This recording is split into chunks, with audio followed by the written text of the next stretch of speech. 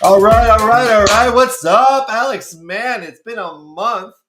Thank you for coming to town. We are How are you? we are back. We are Yeah. back.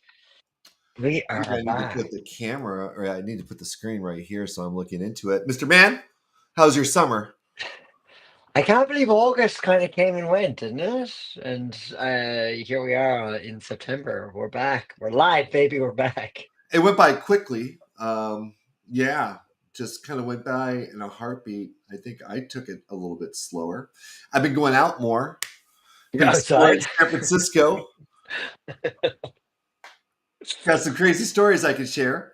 I'm going to a camp out in the mountains this weekend that someone's throwing for free. So it's going to be great because that is my element. Okay, that sounds cool. Being in That the sounds very woods, cool. building stuff, being around agriculture. I like gardening. I'm a mountain person. It's going to be both a bunch of tech people outside of the city and outside of the normal kind of urban environments, like an environment Yeah, I'm much more comfortable with. So I'm going to bring my tensile tree tent. That should attract some attention. Everybody be sleeping on the ground, and I'll be chilling up in the trees. yeah. And like, it, Be that's sleeping what on the people. sleeping on the ground This is is what for people. sleeping on the This is ground what is for people. suckers, Alex. This is what people are tuning in for. They're like your the intricacies of your camping trips. This is give the people play the hits. This is what people want. Well, it's really funny because for the last like 10 years, I have been focused on building my career and raising a family, and so I've been very, very focused. And I'm now going back out into society to meetups. I'm meeting people and I'm talking to them, and I'm finding like I'm actually a pretty interesting person once you get the stink of like raising kids off of me and like get That's focused. fair. Like so. Yeah. I've been learning the piano again. I'm learning two different languages. I'm building two different businesses. Staying abreast. Have you got all this time? Now that my Because kids are older, I do. oh, Yeah. I was going to make a kind of a mean comment about the job market being gone to shit. So it's like Well, I mean, it's that.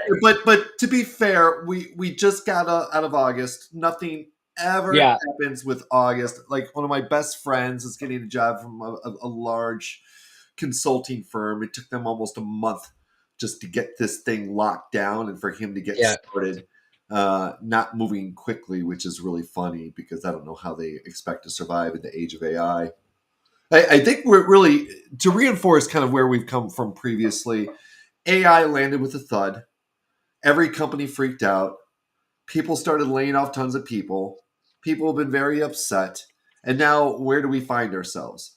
Reports and feedbacks that standalone agentic AI systems don't actually work without supervision. Companies slowly starting to hire more people. Maybe the impacts of the Well, tariffs, a lot of things have not set in yet, but we're not seeing a lot of negative downturn in the markets because of that. And so I personally am hoping for a better fall. I would think so too. I think people there's an absolute fear and sort of narrative. I think like I sent you a few things, and I was like, Yeah. I presume you saw that Atlantic article, I the did. job The job market, market is hell. I because read that. Yes. that was everywhere over the last like week and a half, and I was like, dude, that was written in August. Yep. Like, it might just be August, and it's interesting because I think about that in the sense that like I thought that people knew this anyway. But who am I to assume, it makes an ass of you and me, but like that August is typically a very quiet month for It's rent always a returning quiet anyway. month. Do you know what I mean? It's quiet You for can't judge it everything. People based on talk, August. yeah, like people talk about raising venture capital, don't raise it in the summer because by the time No. it gets to August, they're all They gone. You start know what I mean? vacationing. They're spending their money, right? Right. So what we'll see is what we should look for is the activity that we've seen between now and middle of November. You mean in jobs report kind of stuff, or just like vibe Just check in from recruiters? general, what's happening on LinkedIn? Are lots of recruiters starting to get jobs? Do we see a lot more people hiring? Are we starting to hear buzz? Are companies planning to go public? Does the froth, does the frothiness, is it subsiding, and are we coming out? Or I was having a lot of conversations, going to a lot of networking events, and I think we talked about before. They're saying that the economy always used to be a triangle, and now it's a diamond. So it's really narrow on the bottom, but it's wide in the middle. Basically, people who can work with AI, and it's narrow on the top. And I kind of feel like the reason it's a triangle right now is because of AI, but eventually that bottom part I think is going to widen out. What I think is going to happen is that middle part are going to start building their own businesses, and that's going to It's widen out in, the triangle. I would agree with you, but I think like before it kind of gets to that point, it's like, look, there's a lot of recruiters looking for jobs, and Sure. So a lot of people, there's a lot of people right now. And do you know what's a random thing I noticed yesterday? I was on LinkedIn and I was using Sales Navigator, and you can use it to get insight into like a company. yeah, And there was a particular company I was looking at, and I was speaking to somebody in a finance department there, and I was like just trying to get my head around, is there like a kind of angle or something I can mention? And there was an interesting piece of data that they could show you on LinkedIn, which was like basically you could see that this company clearly did layoffs twice. You know what I mean? In the data in terms of the headcount. But then LinkedIn has another feature that says like new leadership headcount. So in the bar chart, it like you can see like where it's adding new leadership. And I was like, okay, this company's raised over $100 million in a series A and B. Okay, so it's raised an absolute ton of cash, and it's going through what I would think like a prototypical like experience where it grew too much or it spent too much. The founders were like, we need to do AI, we need to rip everything out, and now they realize they have to hire institutional knowledge again. And I think that's just like a symptomatic across all of tech, I think that so there's too. loads But of now the those that leaders, the like leaders are unfortunately the last 18 months have been absolutely shit for people because they literally like the sort of the industry narrative has been like cut everything and implement AI. And now we're at the point where, to your point earlier, AI hasn't been this agentic AI hasn't been this sort of magic pill for all these companies, and they actually need people and they need leadership to come back in and actually make shit happen. Yeah, I have to get back to not talking over you. I'm out of practice now. I think that like notoriously executives are notoriously risk adverse, right?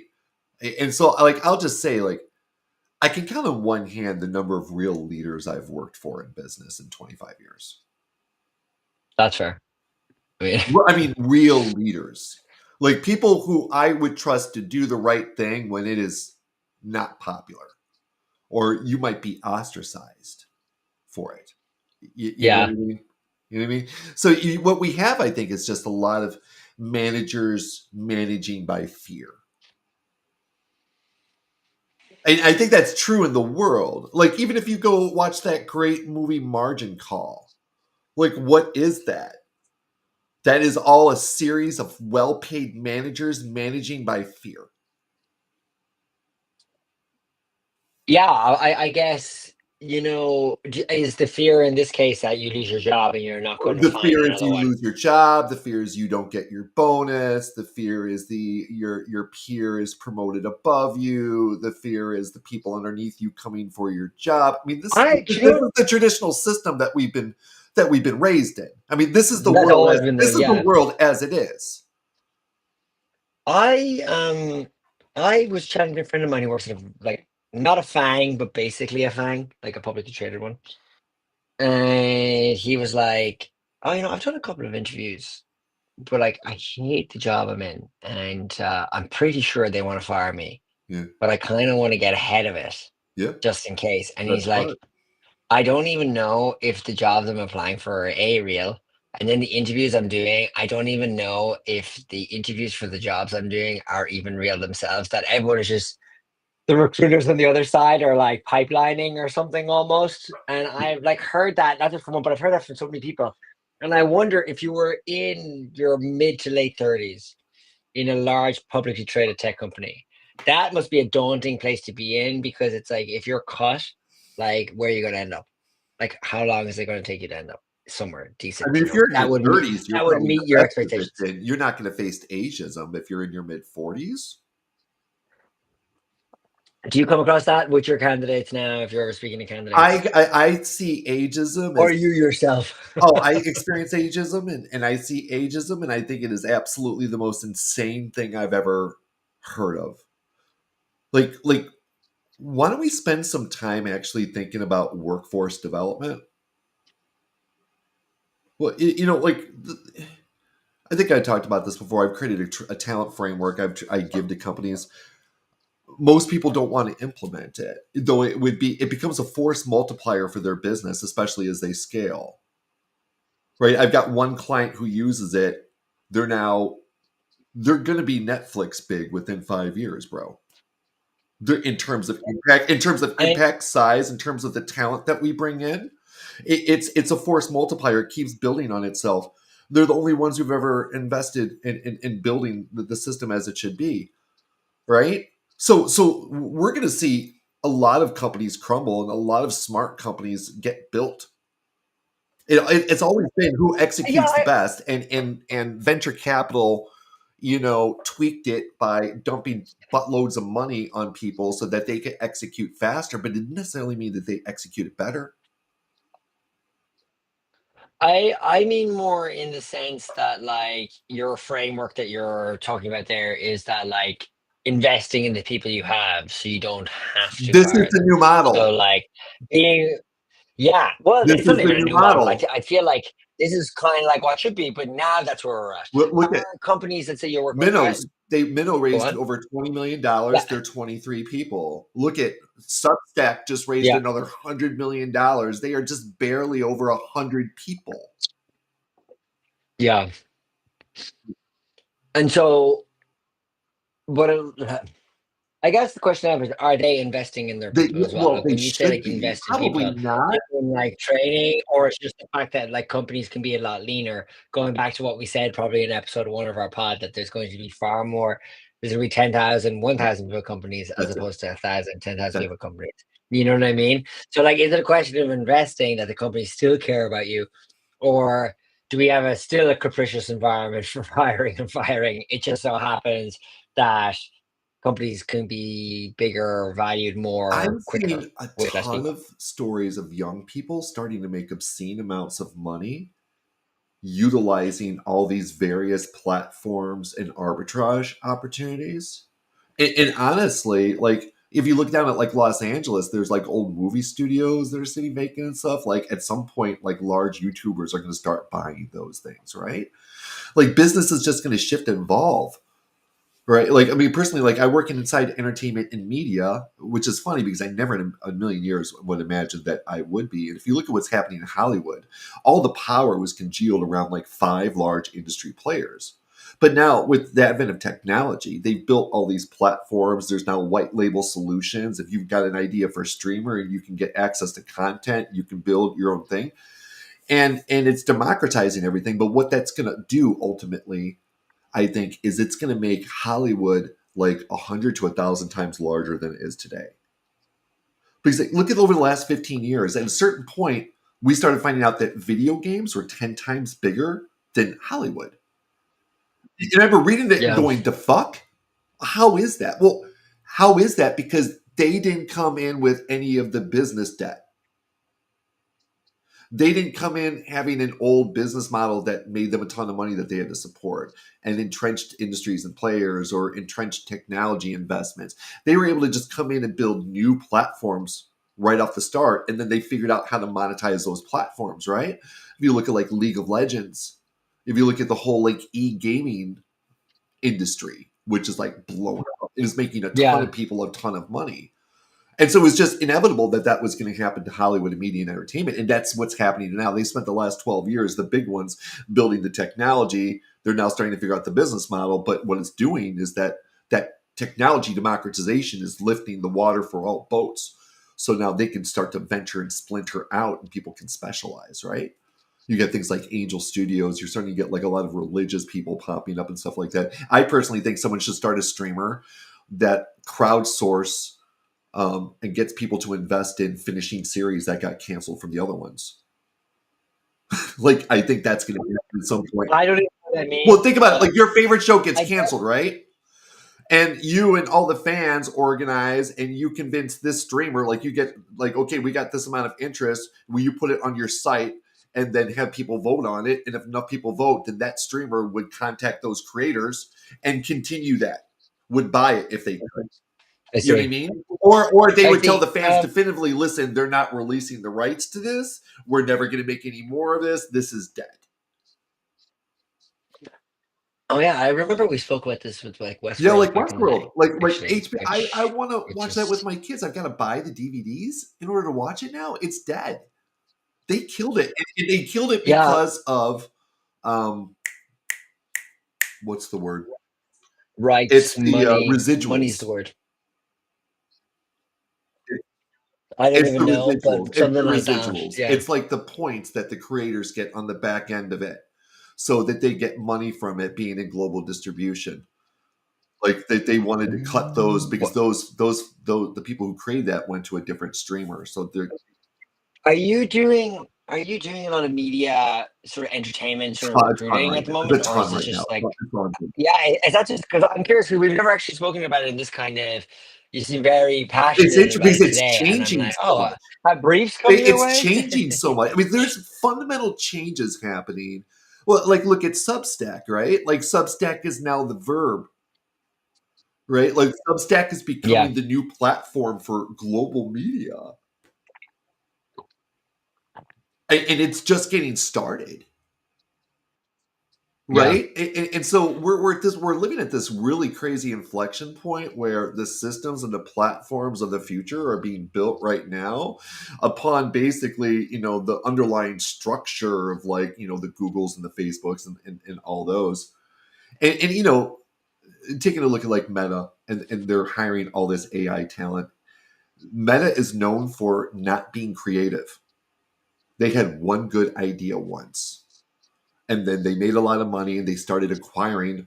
I mean, they've been biting off a snap for years, right? Like Evan put that he was the VP of product management at Meta on his LinkedIn, right?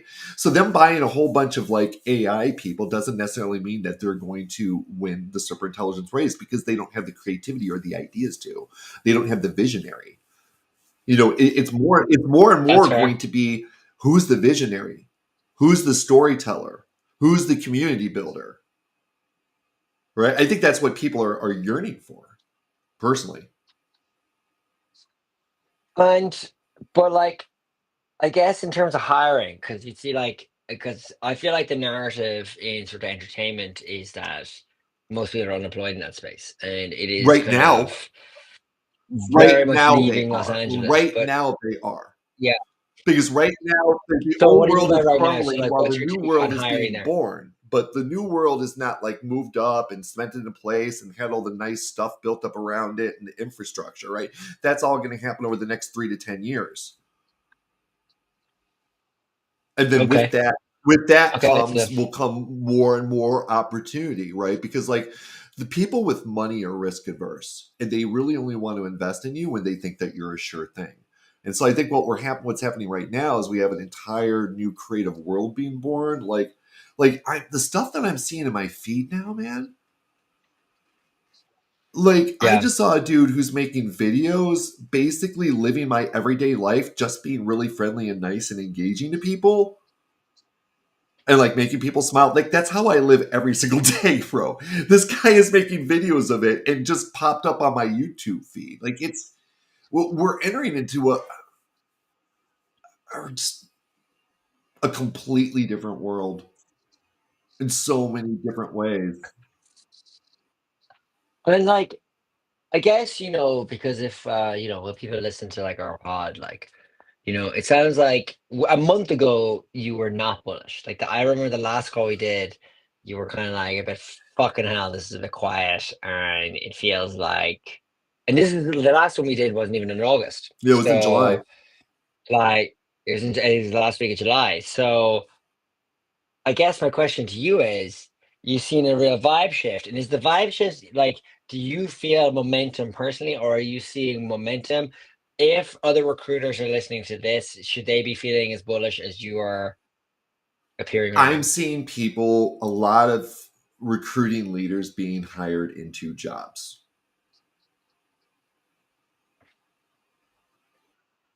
As opposed to like freelancing or Yeah. doing contract work. I see a couple big players getting a little bit more entrenched. I see people building products without having long term visionary roadmaps. Congratulations, MetaView, for creating an AI agentic sourcing agent. Good luck with it. We've also been building our own in N8N for the last 3 months, and we've got it dialed in, and that's an easy code switch over into our new platform once it gets released. So I can't wait to compete with you. It's going to be great. Well, you guys don't have an email engine, right? Oh, jeez. Okay, you might want to maybe throw some resources on that one. And then are you going to give it away for free? Are you going to get? Are you going to As give it you away know, for free? Oh shit! You might want to talk to your VCs about that. as you know, talent acquisition tech is like pick This your is the poison. thing. There's so much, there's so There's much so going many on. people You know that what are I still mean? Like, operating like we're in the ZERP era. What are you seeing in your world, right? Like I'm seeing a lot. I'm seeing a lot more land-based type of competitors popping up in the space, and I still see Zoom Info selling their shit for $14,000 a year. At what point is that significantly disrupted? yeah. That one always fascinates me. But I see that with like stuff like Gong. You know, I was looking at like call reporters recently, and I was like, What? Why pay for that? Like they're all offering a version of the same thing, which is like decent notes that you can go back to if you kind of. What was the last thing we said to that guy? At least you have notes. Do you know what I mean? And you're kind of paying for the brand, but again, like they say, you know, it's like designer labels. You know, I you're not stopped really paying paying for for this Otter sort of because like. granola is giving me everything for free. I think it's point, I mean, granola. They have built a very good product and that it's granola freemium. built. But then I see, but like Notion have built that product inside of Notion now.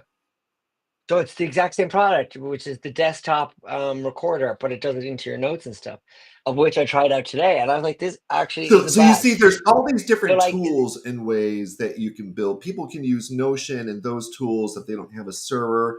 Someone like me, I've got a server. I use AppFlow instead of Notion. I never have to pay for it, right? And I can use other things. yeah, So, like, we've got all these different ways and all these different tools now that, like, it's never been easier for people to, like, I have an idea for a physical product tied into the current political scene that nobody else sees. And I told thank my God. son tonight, I'm like, why don't we create some merch and an e-commerce website, and let's go up to this new protest that's coming and see what type of response we get, because like it could be big. We could make something that makes a lot of money. And he's like, and I'm going to set it up, and then I'm going to show you how to manage and maintain it, because I like to build. I don't like to manage and maintain. I get bored. I build, I move on. I build, I move on. Right? Right? Yeah, And it will be very easy for me to find a t-shirt vendor, for me to find a hat vendor, for me to put together an e-commerce solution, for me to figure out the drop shipping angle, for me to go to Chat GPT and create some images, for me to create QR codes and T-shirts I can put on. I've already got the hashtag. Like I could whip this stuff together in like maybe 8 hours of concentrated work, and could potentially make thousands of dollars. And that's and so like we yeah, need to start shifting from like, well, I've always worked for someone else, into starting to think like, well, what would it look like if I worked for myself? Because personally, I love working for myself. I love not having a boss. I love being able to wake up when I want to. I love being able to get in my work day when I want to. I love that some days, because of my ADHD, I get nothing done, and other days I get like 2 weeks worth of work done. And that's just how it is for me sometimes.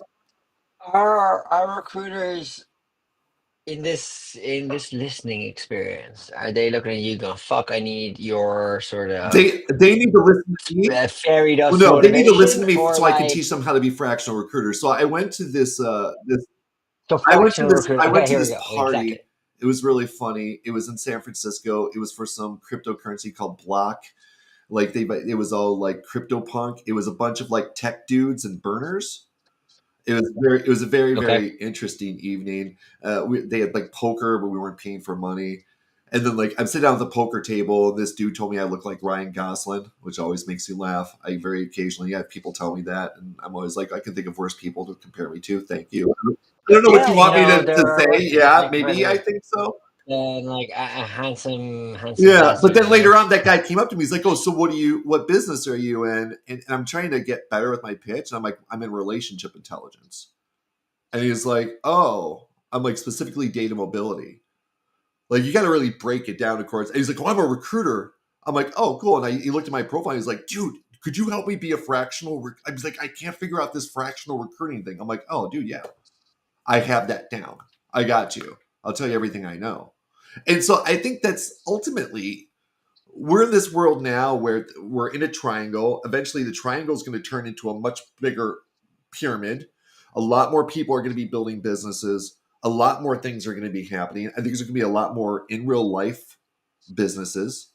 I would not be surprised if we don't start Yeah. seeing small town downtowns come to life, which we're overdue for. Mm, You know, I see an inclination. People are yeah. rejecting the online a little bit. I think AI is just causing a little bit too much overload. There's definitely a lot of anti AI sentiment, and I push back on that. To me, In in recruiting general, or just in tech, people are absolutely terrified of AI. it's it's interesting because I just kind of come across people just being fucking Well, pissed yeah, off with it no, yeah. now. Just like They're they're either like kind of like scared or over. they're angry. Yeah, it's like I've done it, and I'm like, I hear the amount of people who talk about Cursor, just like kind of whatever recent update they did to it, that it's kind of gone I to think it's like a bit great. shit. Like, Smart engineers should be working on but hard problems. Like I don't know. yeah, but what I laugh because the reason I say that is because I laugh that people are pissed off because it's like, I've heard sentiment of people are being pissed off because I'm like, 2 years ago it didn't even exist, and it's changed the way how people do their job. You know what I mean? So like, I feel like we're in this funky kind of place where like with people that like would be like not in the fear side of it, but on the other side of it, be like, yeah, it's great. Like, but what have you done for me lately? You know what I mean? It's just become part of the way the job is now. You know what I Yeah. mean? Like, as opposed to like this sort of wow kind of thing. It was wow 2 years ago. Now it's like when I see my mom use ChatGPT on her phone, I'm like, okay, we've crossed the Rubicon. You know what I mean? And she's using that instead of Google. It's like, So okay, cool. But like fundamentally, like I'm like in my head going, you know, workflow. My ideology on the whole thing is that on the S curve, we are so low in like in the workforce implementation of AI. We are like we down haven't here even in the gotten to S. 5 time And improvement yet. yeah, like, We're not it's a interesting hundred because I time used to say this when improvement. I was at but I was saying this to you when I was at Ellie and when I was at Landed that like, it was like you people's jaws were on the floor when we showed them the products. Like the AI products are like show don't tell. Like, if I spoke to you about how this could improve your job, you'd be like, yeah, whatever. It sounds so abstract. And then you show it and the AI has done that. And I'm like, that for me is where like lots of AI companies like should be positioning their value. You know what I mean? Is like and not leaning into AI because everybody has AI. But the question is like how do you position your sort of business, in this space? And it doesn't matter if you're a recruiter or you're selling recruitment software.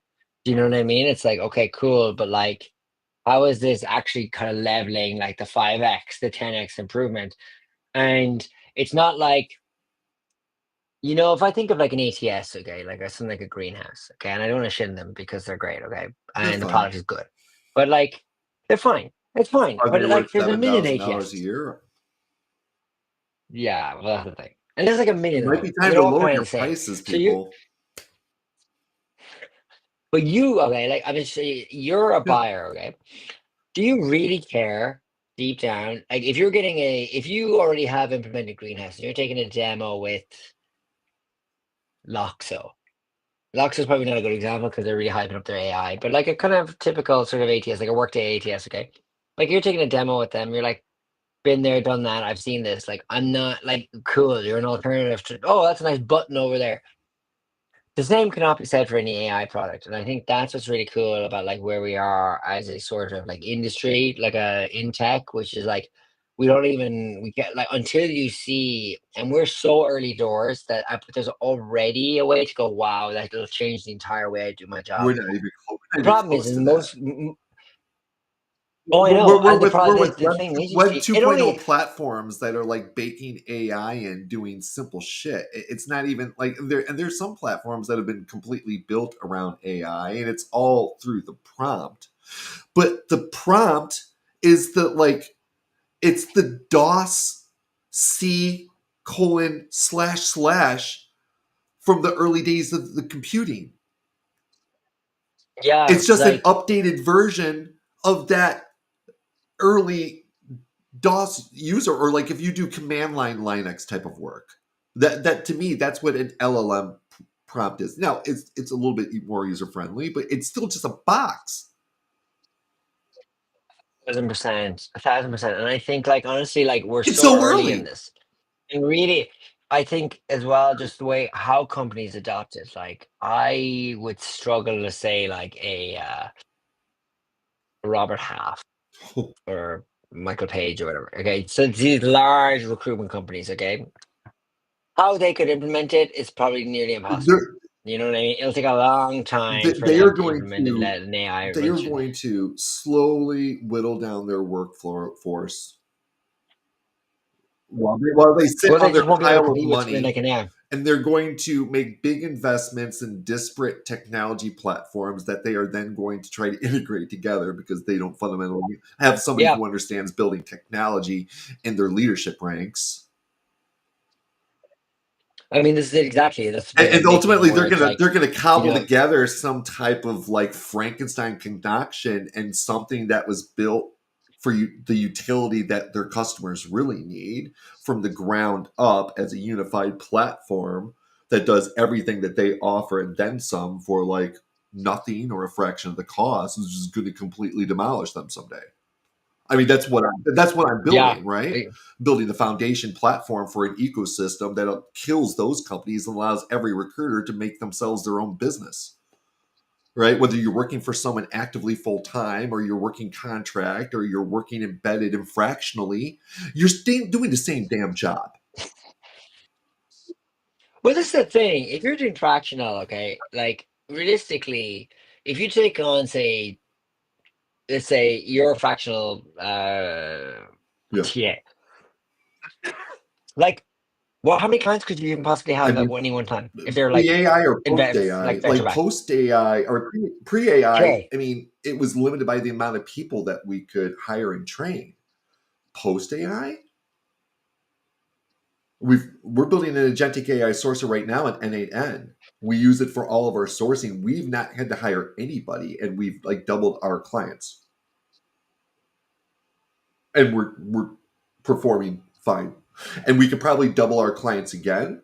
And at that point, we'll probably need to bring someone in and train them on how to use the system that we built, and then have them manage and run it for us. But then it'll be one person, and it'll be somebody like in South America, so it won't be somebody expensive. Like that's the world we live in. That's the world we live in We got a now. comment.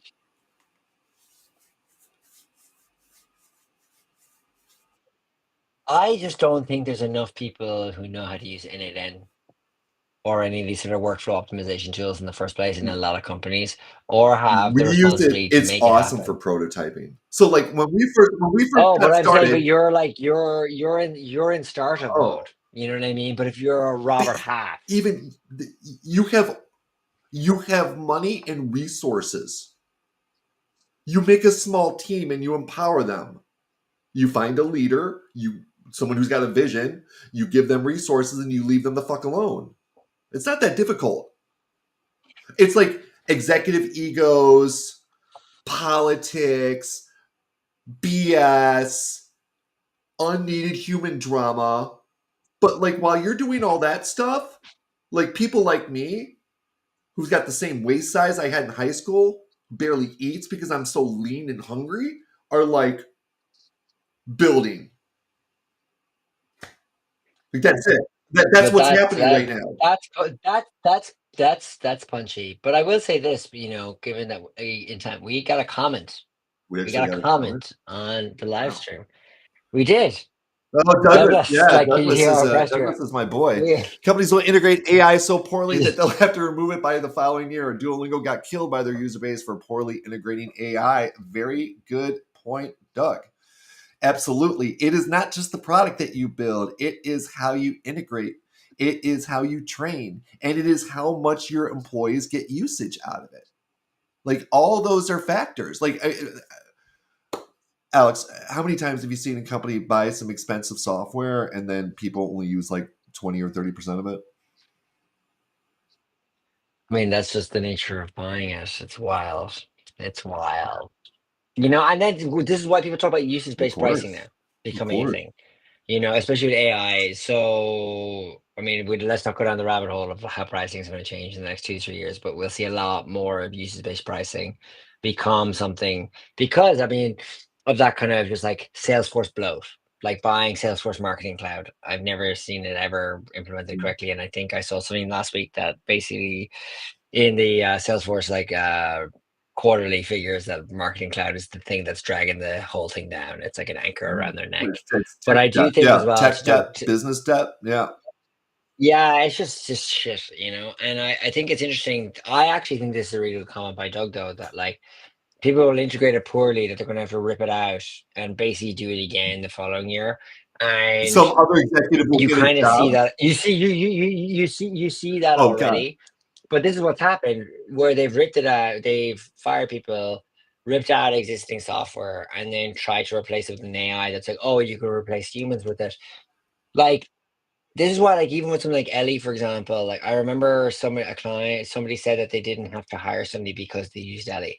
And I was like, that's such an edge case because fundamentally you'd still want to have somebody doing more recruiting rather than just like offsetting the cost of having somebody. You know what I mean? Like have somebody to do more outbound, more calls or whatever. But like I think like there's going to be way more like it's just a strategy. I was at a talk I was at a talk last November and then it was an AI talk at the Irish Embassy or the Irish Consulate in New York. And they had a bunch of different AI leaders. And I thought they made a very good point about this, which was like, if you're like a bank like a HSBC or like not JP Morgan, but if you're a large bank that has bought other banks, most of their softwares are like ancient. Okay. And especially if they're international banks, it's like they might as well It's be like a built in different COBOL or Fortran or company. something, right? Yeah, but they're like fundamentally like a different business. Do you know what I mean? If they're like even international. Every state unemployment The system is like way that too. AI, yeah, they all have different state regulations, whatever. So there's incredibly complex organizations. But like AI is not just going to happen for those businesses. Like they need like an AI leadership. And one of the things that talk that I thought was quite interesting was that like until there's like a chief AI officer whose entire role at like HSBC is we got to do a root and branch kind of delivery of AI in this business, that could take They need to train years their to own even make happen. models. And yeah, and is somebody going to stay in that job for years when really you're not going to see any tangible value of it for 3 to 5 years in the first place? So like ripping out like these kind of softwares, implementing them, it's just the way these companies can. It's the only way they can Oh, work now. You know what I mean? Because there's nobody with the patience to do a I five, have a 7 year premonition AI of the future. implementation that I hate. Go for it. My entire career, I'd go for different contracts, and it was always a new executive come in, and they were either centralizing operations or decentralizing operations. And big companies just were constantly centralizing, decentralizing, centralizing, decentralizing, bringing new VPs in when it doesn't work. Well, we tried this, so now we're going to try this. I think in the AI, it's going to be executives bringing in fully autonomous AI solutions or executives bringing in human in the loop AI solutions. And companies are going to go between fully Yeah. autonomous, human in the loop, fully autonomous, human in the loop. And there's going to be executives who come in and get paid a lot of money, and they come in and they're a leader, and they get to feet on the ground, and they go meet all the people, and they're like, hey, we're going to get this going, and they're out there leading, and then they're gone 18 months later because there's normally fundamental problems underlying that are holding the business back that have actually nothing to do with that executive, but have everything to do with like the top leadership of the company and their attitudes, because everything starts at the top and goes down. Yeah, Everything. So I think that's what we're going to see, and that's going to be big companies who have tons of money right now, and they're going to waste a shit ton of money doing that, while the smaller companies figure out the solutions that people want and are out there focused on user experience, user interface, user value, user feedback. What do the users want? What do the users need? And each individual, every human being is a user. Every human being is a potential user. Why would you not build software for them? Why would I you get not build that. software for them? It makes sense to me.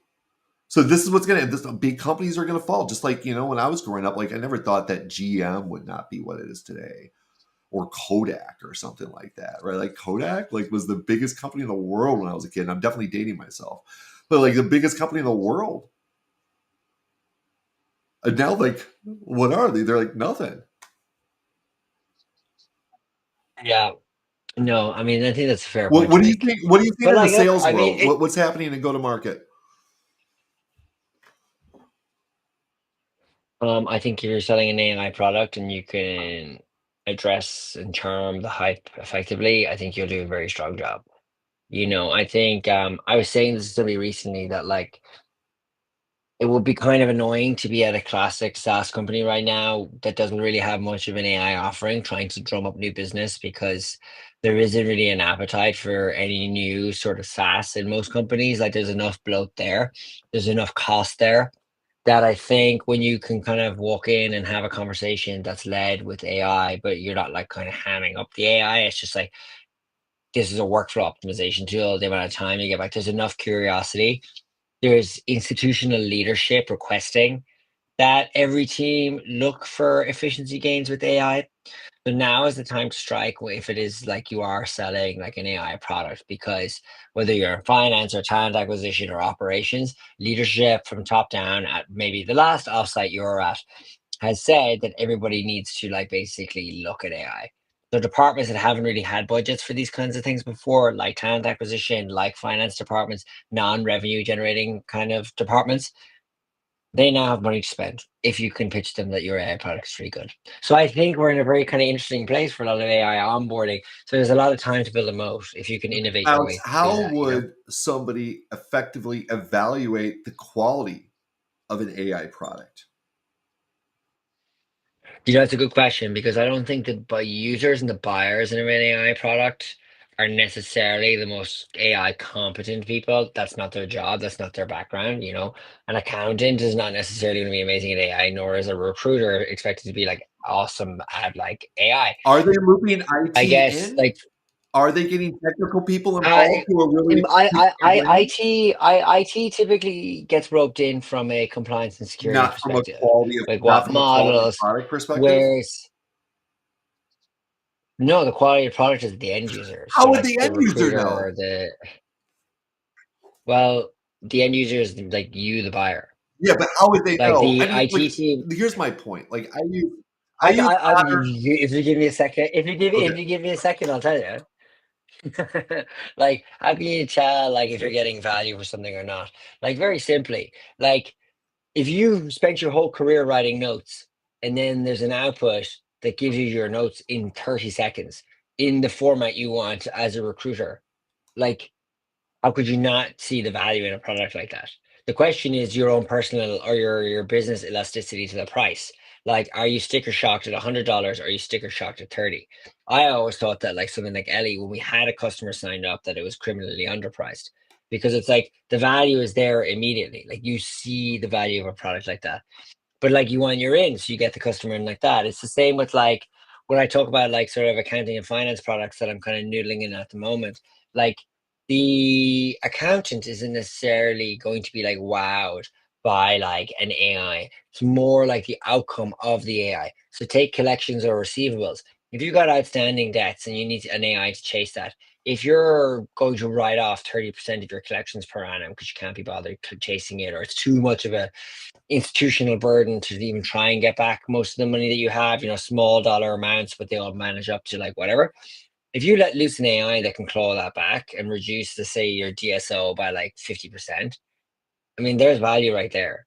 So it's really just like, what's it doing to give you value, either in money or in time? They're the kind of two key things when it comes to an AI I get product. Will be my I hot get that. take. I would just caution our users to be very objective about the quality of their AI. I've seen software that I really liked previously decrease in quality because they keep updating it, and then they push an update, Oh, and that yeah, update isn't as good.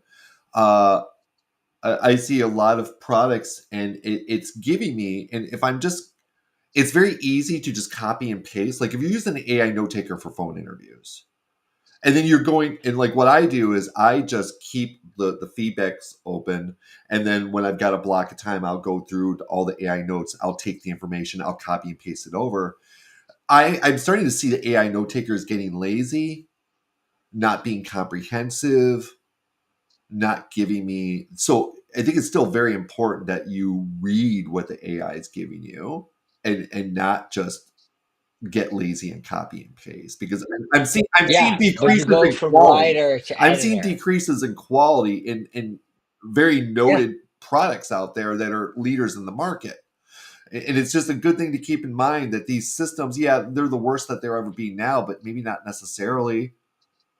I can think of software systems in the past that worked really yeah. well that you can't get access anymore. Napster. So, right? Like Napster was a dream to work with, dude. You can find Yeah. anything in the world and you can have it on your computer in minutes. Anything. Anything. Right? For free. Anything. It was crazy. Yeah. So just keep in mind as the end user, that's how you can kind of differentiate yourself. If all of your coworkers are being lazy and you like see what they're doing and they're just copying pasting, they're not paying attention, they're not sweating the details, they're not like trying to like work with their AI agents to dial them in to get more out of them, that's an arbitrage moment. That's the new world we're living in. Yeah. And so now more people create businesses, more products will be built. Are you the person who can find the best products? Do you have a personal different tech stack than everyone else that gives you a competitive advantage? I think that's the world we're entering into. I think so too. I think the tech stack you have is an institutional advantage now, 1,000%. Like if you're running your business in Workday and NetSuite, I think you know, those days will probably be over soon. I don't think you can be dynamic. I mean, it's all well and good if you're using success factors and you're like, or ServiceNow and you're one of these large fucking conglomerates. But if you were like up and coming, it's like, no, you're gonna indie hack your way to making it happen, and then finding AI solutions that you can just build yourselves that are proprietary to you that deliver results, and having AI as a sort of a cultural bias that your business has, Final question. Will rather there than be an inflection point where having a really big business will be a distinct disadvantage, do you think? um there's a lot of incredibly smart people at those companies. So I would say I don't know. I don't know. I don't know if you could say that something like Facebook is going to be in trouble in a few years because of this. I think there's natural kind of creative destruction in a lot of these. If I was like Goodyear tires, would I be worried? Like we're still making tires. You know what I mean? Like, I don't know. Yeah, I but think like AI has come it's up with more it's 3D it's tire more like designs that last it's longer. more like, yeah, it's more like, how is AI going to reshape that Hmm. business?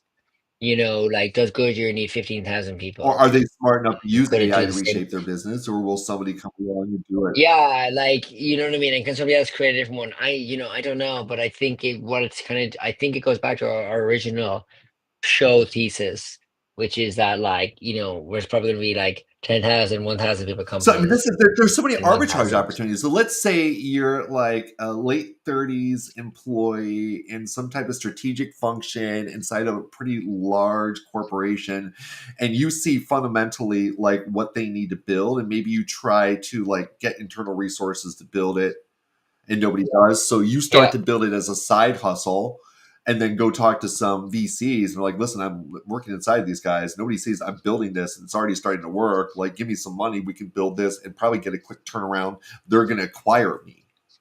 You could go build something of your own, build it up, and then get acquired and probably come back into the company at a higher level.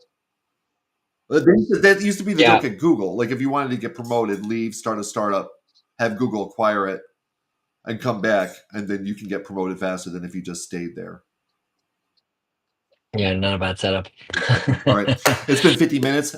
Let's keep doing this more, shall we? Alex, always good to catch up with you. Appreciate you letting me rant on and on. Yeah, like we never Yeah, it's like left. we never left. Appreciate letting me rant on. If there's anybody still joining us, thank you very much for watching. We'll try to be a little bit more regular now.